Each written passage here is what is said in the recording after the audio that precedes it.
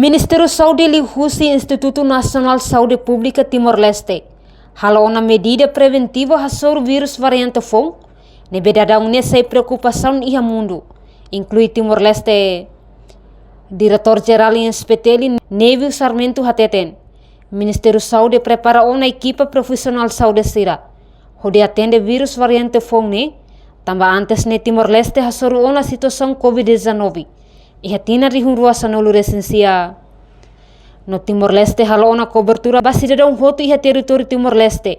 Atinge 9% valo nolo atu hala prevenção ba vírus variante FON, né?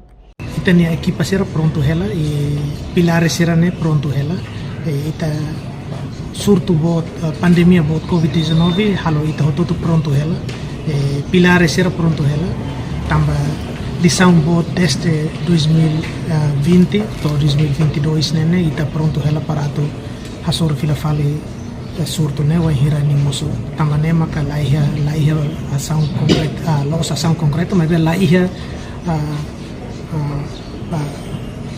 preparação concreta, mas bem, ita ser a equipa ser pronto ela para tu reativa fila fali, vai hira caso ser nemoso.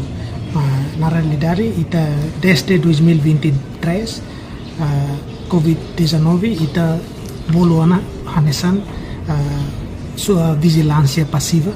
Ita kategoria nasa vigilância passiva artinya significa katak ita kategoria na katak nia tamana ba iha ita nia sistema vigilância neve maka ita futi medidas preventivas para atu futi fila fali ações para ita tu bele prevene ita nia população sira la bele moras laos atu halo tao kita na população mas be ita tu halo ação preventiva sira para atu bele faciliman atu tau fila fali máscara atu ne atu bele prevene itane população atu la bele moras los tuni itane população itane total cobertura da vacinação mais de 80% irane salva teves los para tu hatau população mas irane ação preventiva ida para ita tu bele salva ita população hosi moras também maka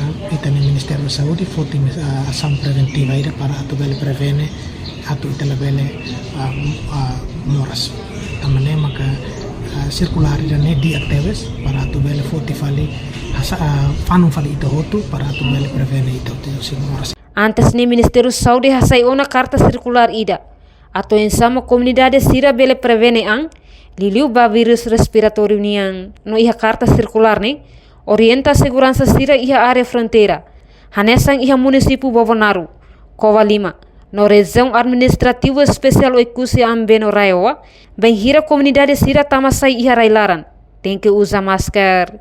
Reportagem Marquita da Silva, televisão Timor Post.